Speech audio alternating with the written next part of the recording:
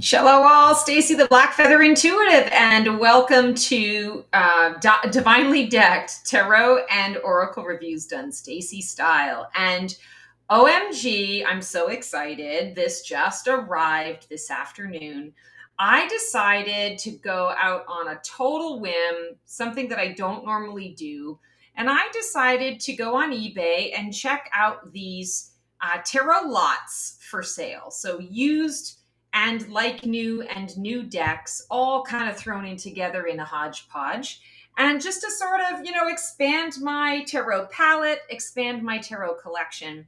And this was what arrived, and I am really excited. So we have two Lenormand decks, and these will be my two first official Lenormand decks. It's something that I'm wanting to sort of expand into. I don't really know very much about this system of tarot, but I saw the Ciro Marchetti and I was like, yeah, I'm all in with that. I jive with his imagery. So we're going to do that first. This was really speaking to me, the Shakespearian tarot. I got very excited about this. Then we have the Giotto tarot, the tarot of the Renaissance, the Van Gogh tarot, and the After tarot. And I'm going to do a series of all of these decks. But today I have decided that we are going to start with the one that got me really excited, which is the Shakespearian tarot. So let's take a look, and Mr. Neo is going to help us out with all of this. So the Shakespearian tarot, I love Shakespeare. My background is in theater. I got my, I got a lot of education on the boards. I just love Shakespeare. I love all of the things in the stuff. I've read just about every Shakespearean play, not all of them, but most of them. And when I saw this particular deck available, I got really excited. So they did tell me that, the box is really beat up. There's tape and whatnot on it. I don't really care. Some of the decks, yeah, you want to, they're collector's items. You want to kind of handle them with kid gloves. But this one, I want to work with my decks. I don't want my deck to just kind of sit there doing nothing. I want to have a reason to work with them. So it doesn't bother me that the deck is beat up. I believe that this is a 1993. Let's see. Yes, 1993 Dolores Ashcroft Nowicki. And so it's a really nice book, thick book. It's actually like a book, so makes sense, 1993. It does black and white images of the cards. We have a really nice description. They talk about the play, the scene from the play that they've chosen to depict on the card. And then the last paragraph is always the actual meaning of the card, which I find really interesting. Their suits are a little bit different. So swords are swords. That they made it easy there for us. So I guess I did swords first. Crowns, I believe, is pentacles. From what I was reading in my description. Orbs, I believe, is cups. And scepters is wands. So that's going to take me a minute to wrap my head around, especially because, cool, they give you a couple of spreads in the back. Especially because I have another deck called the Syrian Starseed deck that I absolutely love. And they use orbs as well, but orbs in their deck is swords. So I have that memorized in my head. So we'll see how this works for me when I'm looking at the cards. Okay, and so they're a little smaller, I want to say, than sort of the traditional tarot size. I didn't even see who the publisher was for this. Aquarian Publishing. Sorry, I didn't even show you the card front and back. The Shakespearian tarot. I just got really excited about the cards. So loving the backs of them. Yes, you can definitely reverse them, but they do have sort of like a discoloration. I feel like it's meant to be. It's supposed to be the wood, but there is a little bit of a discoloration. Doesn't bother me because I don't read reversals anyway. So like I said, a little smaller than a typical or a traditional tarot. The cardstock is very much like a US Games cardstock. There's a little bit of a shine, a little bit of a sheen to it, but not too much. And I like that it is, I mean, it's in the style of Shakespeare, right? We've got sort of the wood in the background and the carved wood, and it's a very ornate description. It's detailed and ornate in its. We have Neo stepping on the. You know, life with animals is just so fascinating. It really is. I have big dogs. I'm not used to smaller animals, and having the cats, like they get into all sorts of stuff. They do all sorts of things, and I'm like, how did we get here? How does this work? All right, let's take a look and see what this is all about. So this is Lord of Orbs. This rough magic I'll here abjure, the Tempest. I like that. So Lord of Orbs, this would be King of Cups, maybe, that we're looking at here. Lord is either King of Cups or Knight of Cups. We'll see. We'll have to see. Here's the Fool card. I am but a fool, look you. Two gentlemen of Verona. So definitely based off the Rider-Waite-Smith Tarot. I'm liking this. I'm seeing the imagery, and I can read the imagery. 5 of Crowns, 5 of Pentacles. What gold and jewels she is furnished with, the Merchant of Venice. It looks like they're getting ready to run away with each other, but all of a sudden, all of the stuff starts to fall out all over the street. Crowns in my purse have I, the taming of the shrew. 6 of Crowns, that generosity energy. 4 of Orbs, believe me, no, I thank my fortune for it, the Merchant of Venice. 4 of Cups. This makes me think a little bit more of, like, because of the stained glass window, like the 5 of Pentacles, but it's a 4, and the 4 of Orbs, 4 of Cups. So right away, I can tell with this particular deck that it's going to be more intuitional. It's the kind of deck I really enjoy where the picture speaks and tells the story. And it might not be the story that I'm anticipating it being with a Rider-Waite-Smith depiction or version. It's kind of telling its own story. And I really like that. Through tattered clothes, small vices do appear. King Lear, 5 of Orbs. Here's the Empress. What wisdom stirs amongst you? A winter's tale. I love the yellow. She's got the darker yellow and the lighter yellow. She's holding the hand of the young boy. They're taking a stroll. Here's the Moon card. Oh, the moon is beautiful, a little mystical, a little majestic here in nature. I'll met by moonlight, proud Titania. A Midsummer Night's Dream. I just saw a version of A Midsummer Night's Dream maybe a month and a half ago. It was exceptional. I laughed so hard I'd forgotten that I could laugh that hard. It was really cool. The Magician. Now does my project gather to a head, the Tempest. This is the perfect scene to put on a tarot card for the Magician. Absolutely loving this. I mean, the Tempest, right, is the ultimate alchemist. Hey, choo-choo. No scritching on that. Thank you so much. Here we have the High Priestess. I have immortal longings in me, Antony and Cleopatra. Of course, you know I am loving the Egyptian symbology here. And she's got a cheetah laying in front of her. She's holding the scroll, as above, so below. We've got the moonlight. Like, this is just fantastic. Love it. Blow winds and crack thy cheeks, the Hermit, King Lear. Beautiful. And interesting, we don't often see a hermit card with a secondary person in it. But in this one, in this case, we do. And I believe it's because he's blind. So he always has a servant that is taking him with him wherever he goes. The Wheel of Fortune. The wheel hath come full circle, King Lear. I'll promise you calm seas, the Tempest. 8 of Scepters. So this is 8 of Wands. 8 of Wands is swift release. And how interesting. This actually looks a little bit more like the 3 of Wands because you're seeing, the figure looking out over the water and watching the ships either coming in or going out. But in this case, there is, they've created a map. They've created a compass here with the wands. You've got two individuals here that it almost looks like they're maybe getting married or promised to one another. This might be the priest performing the ceremony, but you're also seeing these ships that are in the background. So very interesting. This is definitely going to be, like I said, a storytelling. I love watching Mystic Rob, and Mystic Rob always talks about chatty decks. I feel like this is a chatty deck. Lady of Scepters, Lady of Wands, were I not thine only nurse? Romeo and Juliet.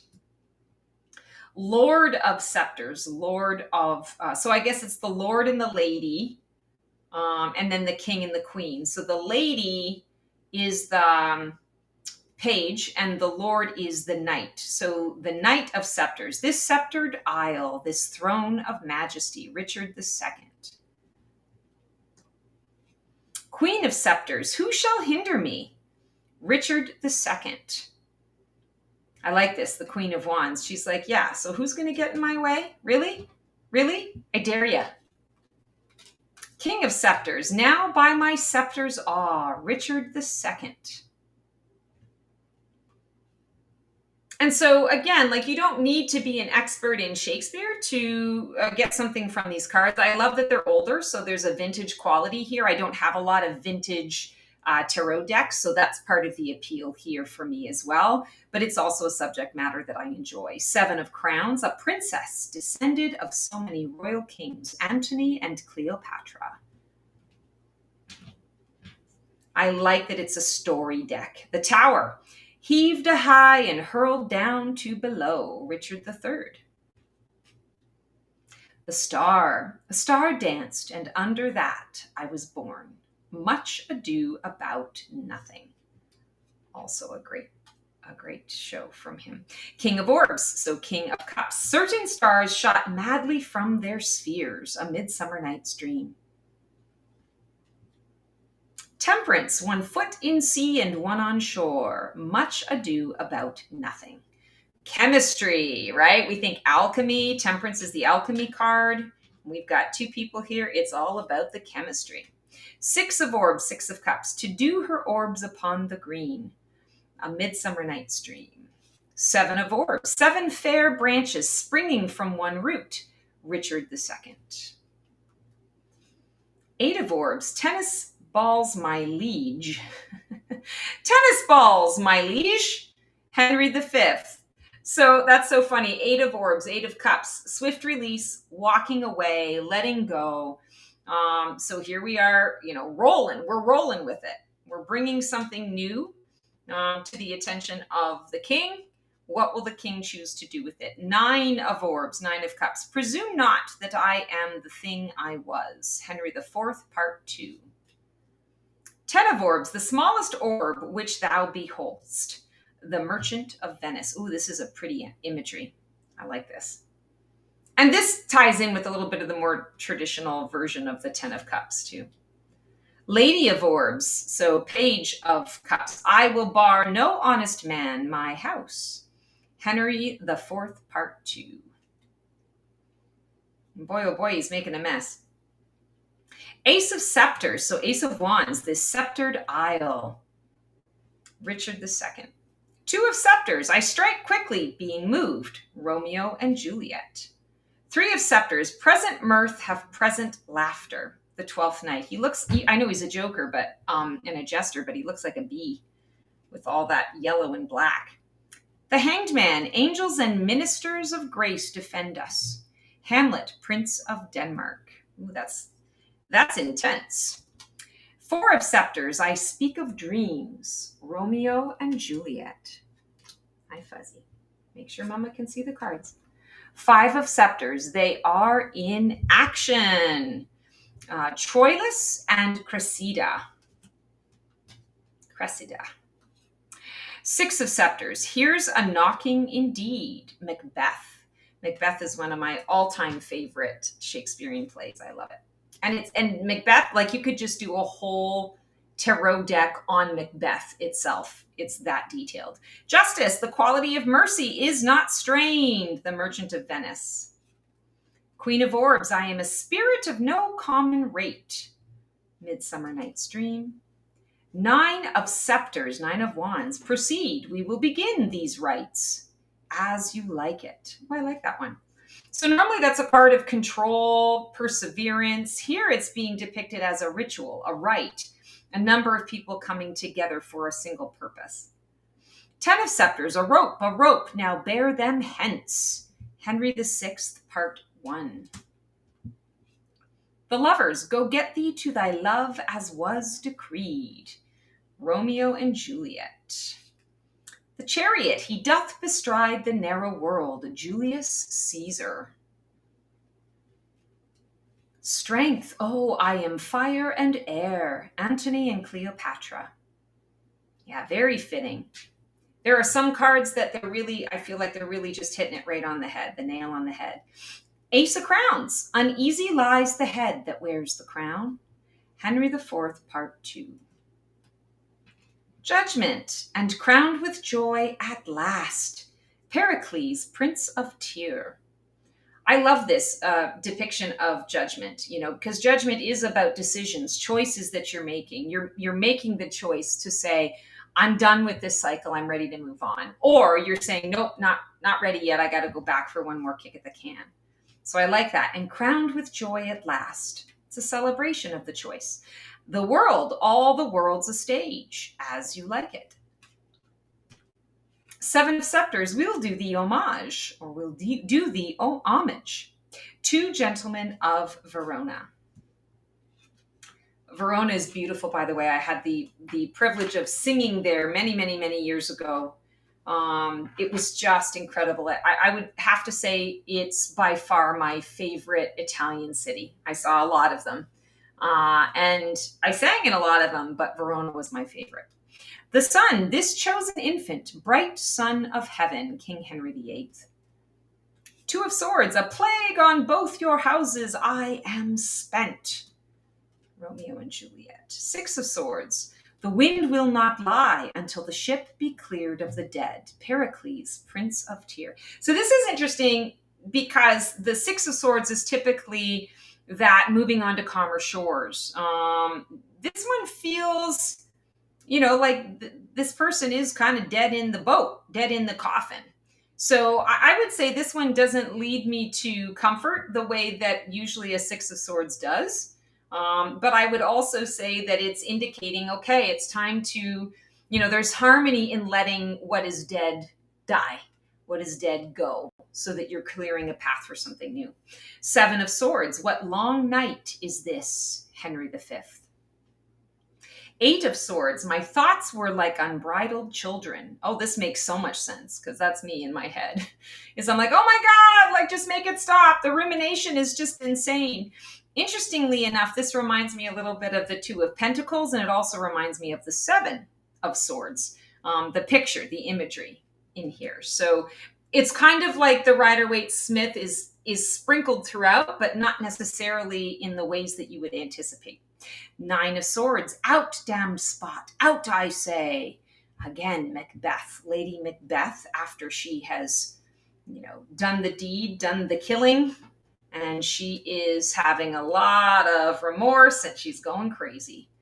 It makes a lot of sense with the Nine of Swords. Ten of Swords, the Ides of March are come, Julius Caesar. So Ten of Swords, that card of ruin. This is this is a great scene to choose because Julius Caesar ends up getting betrayed, and he's, stabbed, I don't know how many, 83 times or something. I mean, it's just crazy how things come up there. Lady of Swords, put up your sword, Richard III. Lord of Swords, advance your standards, draw your willing swords. He looks like a friendly guy. Usually the sword energy is not so friendly. It's more focused. This guy looks pretty friendly. Nine of Crowns, a kingdom for a stage, princes to act, Henry V. So this is kind of interesting. Nine of Crowns, Nine of Pentacles. It is that energy of arriving at the thing that you've been perfecting, right? Perfecting your craft and having that moment where others are able to enjoy the perfection of your craft as well, sharing that. Queen of Swords, the conquerors make war upon themselves, Richard III. I like that she's dubbing him a knight. King of Swords, I say I would be king. Richard III. Lady of Crowns, so this is the Page of Pentacles. Methought I sat in seat of majesty. Henry VI, Part 2. So interesting that the page is being depicted in a sort of having a dream. And it looks a little dark. It's a darker dream. Lord of Crowns, so Knight of Pentacles. My due from thee is this imperial crown. Interesting. So this knight is saying, yeah, I'm going to take my payment. Thank you very much. I provided a service and now I'm getting paid. Queen of Crowns, a crown for York. How low to him? Henry VI, Part 3. King of Crowns, the circle of my glory. I've seen this image before. This is King John. I've seen this image somewhere before in another tarot deck. I'm not sure where, but that's ringing a big bell. Ace of Orbs, sorry. This circled orb. Romeo and Juliet. Two of Orbs. Swear not by the moon, the inconstant moon. Very much what you would expect. But actually, like the Two of Orbs, I would look at this and I would think Two of Cups because of the imagery of the couple. But instead, this is Two of Swords. So, you know, the choices that they're having to make. Do I stay or do I go? Three of Orbs, our sometime sister, now our queen. Hamlet, Prince of Denmark. The Emperor, I am as constant as the northern star. Julius Caesar. I think Neo is liking these cards. Death, and if I die, no soul shall pity me. Richard III. The Devil, sweet soul, take heed of perjury. Othello, the Moor of Venice. Three of Crowns, nice customs curtsy to great kings. Henry V.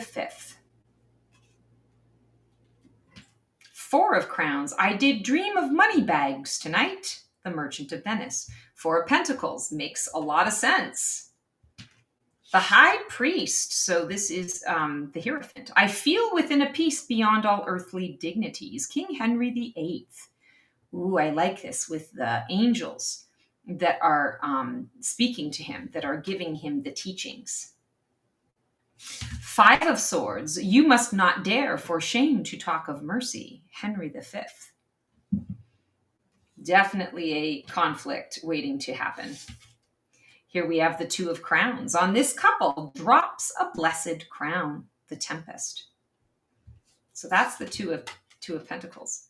Eight of Crowns, and yet the eighth appears, Macbeth. Interesting. So there's work to be done. There's work to be had in this image. Three of Swords. Here I disclaim all my paternal care. This is really resonating with me. So Three of Swords, right, is the heartbreak. And here in this case, it's her father's love and lust for power and adoration that breaks her heart. Four of Swords, sword and shield in bloody field doth win immortal flame. Henry V. So Four of Swords is that card of delay and despair. Sometimes you're disconnected in a lot of ways, and that's exactly what it is. They're kind of wounded from battle. They're just kind of chilling, hanging out. And what I love about the Four of Swords is you are supposed to have a little bit of rest. There's truce. In this, they're also questioning, was this worth it? You know, who are the friends that are not able to rest with us right now? Who are the friends that are gone? Was this all worth it? Ace of Swords, a sword employed is perilous. Troilus and Cressida. And 10 of Crowns, let kings assemble. King John. Ooh, so I'm liking this so far. I feel like this would be a great deck for those of you who are definitely collectors, those of you who are fans of theater, Shakespeare. I'm not typically like an older deck or a vintage type person. I tend to like fresh, new. But I also feel that there's so much that we can learn from, from history. And obviously Shakespeare is like everywhere, right? So I'm kind of excited about this. The imagery, I wasn't sure if the imagery was going to be my jam. Again, because I'm not usually a fan of sort of that older style, but I'm loving this. So let's see how this card deck is going to work with, or wants to work with, people that feel called to work with it. Four of Scepters, Four of Wands. I speak of dreams, Romeo and Juliet. Oh, I love this. Well, this is perfect. So anyone who is working with this card, I feel, is really going to receive a lot of support around your visions, support around what it is that you'd like to manifest. And when we're talking about that Shakespearean energy, whenever you're reading Shakespearean text, language, speech, it has a lilt to it. It's the iambic pentameter. Oh my God, I had to pull that out of my university days. Wow. So it has a particular rhythm, a particular song to the rhythm of the languaging. And so even with you working with the cards, you might not be reading like an entire verse, but even the fact that you're just reading out the component of it, there's a resonancy that I feel is going to happen here. And so it wants to give you a new start. It is a soul contract that you are making, with the deck, that the deck is going to really help you to create the life of your dreams and to speak those dreams into existence. Ooh, I like that. So I feel like the Shakespearian Tarot is definitely a deck that wants to help you with manifesting. I think that's so cool. All right, guys, that is our episode of Divinely Decked with the Shakespearian Tarot. One card deck out of 8. I would say this was a really good, successful experience with buying this lot of cards. Didn't know what to expect, but so far, so good. Thanks so much for joining me, guys. I love sharing my love of tarot and oracle cards with this community. Please feel free to share in the comments what you think of this deck or any of the other decks that I have done reviews on. And I look forward to catching you on the next video. Take care and transform well. That's our show for today. I hope you enjoyed it. It was great to connect with you guys. Please like, subscribe, and comment for more content like this. And feel free to follow me on Blue Sky for even more content every single day. Can't wait to see you guys next week for another installment of Black Feather Couture, Divining the VIP Life.